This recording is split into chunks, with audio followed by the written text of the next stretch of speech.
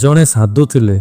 ତାଙ୍କ ପାଖକୁ ତାଙ୍କର ଜଣେ ଶିଷ୍ୟ ଆସିଲେ ଆଉ ଆସି ପଚାରିବାକୁ ଲାଗିଲେ, ମୁଁ ଶୁଣିଛି ଯେ ଯୀଶୁଖ୍ରୀଷ୍ଟଙ୍କୁ ଶୁଳି ଦିଆଯାଇଥିଲା ଆଉ ଯୀଶୁଖ୍ରୀଷ୍ଟ କ୍ରୁଶରେ ଲଟକା ହେଉଥିଲେ, ତଥାପି ସେ ହସୁଥିଲେ।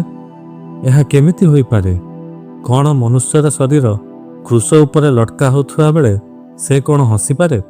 ସେ ଶିଷ୍ୟ ଜଣକ ଏହା ବି ପଚାରିଲେ, ମୁଁ ଏହା ବି ଶୁଣିବାକୁ ପାଇଛି ଯେ ଯେତେବେଳେ ମନସୁର ସହିତ ଦୁର୍ବ୍ୟବହାର କରାଯାଉଥିଲା, ମନସୁରର ପ୍ରଥମେ ଗୋଡ଼ କଟା ହେଲା, ତାପରେ ତାର ହାତ କଟା ହେଲା ଓ ଆଖି ଫୋଡ଼ା ହେଲା, ତାପରେ ବି ମନସୁର ହସୁଥିଲା। ଏହା ହୋଇପାରିବ ନାହିଁ। ଏହା କେମିତି ହୋଇପାରିବ?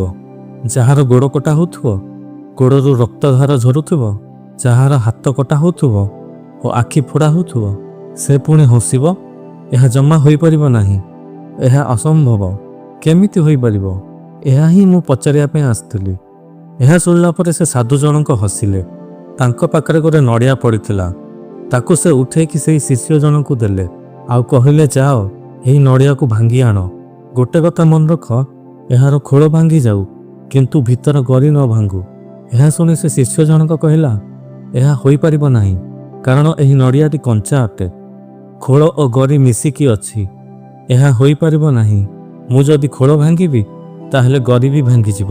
ସେ ସାଧୁ ଜଣକ ଆଉ ଗୋଟେ ନଡ଼ିଆ ତାଙ୍କୁ ଦେଲେ, ଯେଉଁଟା ଶୁଖିଲା ଥିଲା, ଆଉ ପଚାରିଲେ, ଏଇଟା ହୋଇପାରିବ? ଖୋଳ ଭାଙ୍ଗିଦେବ କିନ୍ତୁ ଗରିକୁ ବଞ୍ଚେଇକି ଆଣିବ।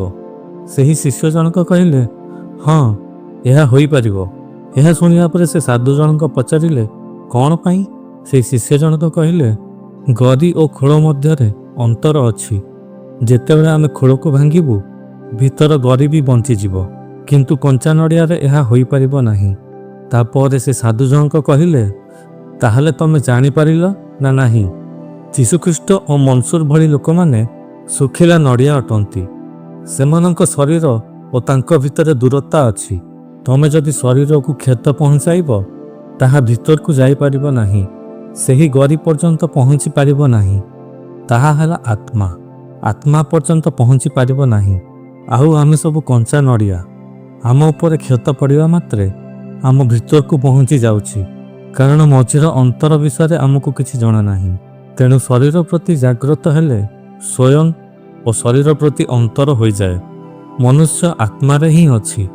ସେ ଶରୀର ହୋଇଯାଇ ନାହିଁ। ସେ ଶରୀର ହୋଇଯାଇଛି, ଏହା ତାକୁ ଅନୁଭବ ଅଛି ଯେ ସେ ଶରୀର।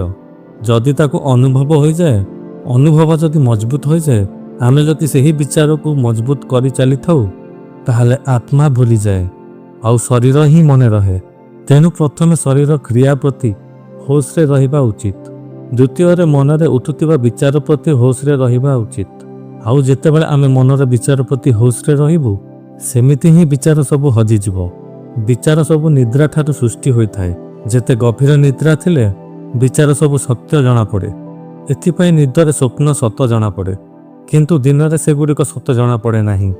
କାରଣ ଦିନରେ ଆମେ ଜାଗ୍ରତ ରହୁ। ଯେତେ ମାତ୍ରାରେ ନିଦ ଗଭୀର ହେବ, ମୂର୍ଚ୍ଛିତ ରହିବ, ବେହୋସି ରହିବ, ବିଚାର ସବୁ ସତ୍ୟ ଜଣାପଡ଼ିବ।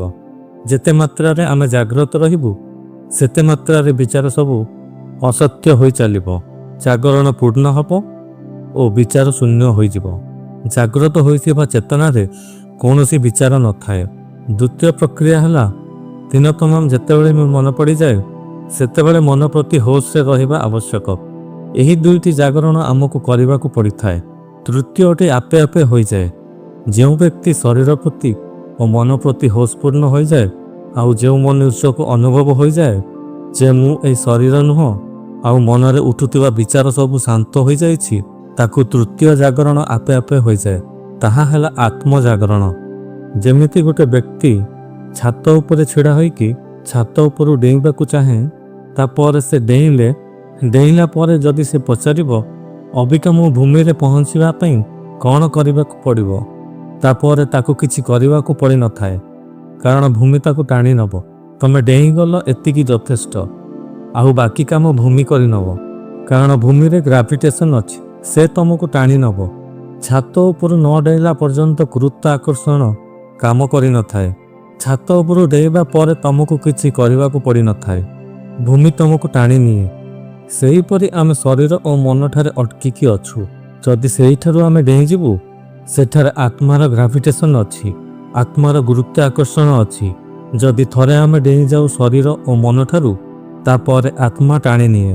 ଗୋଟେ ପ୍ରାଚୀନ କଥା ଅଛି, ତମେ ଗୋଟେ ପାଦ ଚାଲ, ପରମାତ୍ମା ତମ ଆଡ଼କୁ 1000 ପାଦ ଚାଲିବ। ଗୋଟେ ପାଦ ପ୍ରଥମେ ତମେ ଉଠାଅ, 1000 ପାଦ ପରମାତ୍ମା ତମ ଆଡ଼କୁ ପକେଇବ।